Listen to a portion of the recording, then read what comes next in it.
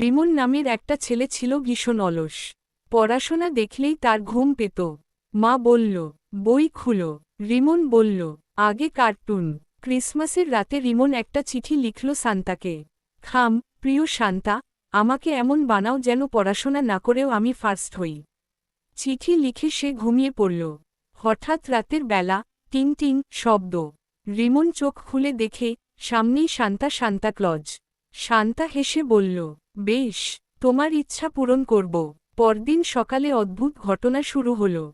রিমনের বইগুলো হঠাৎ কথা বলতে লাগল।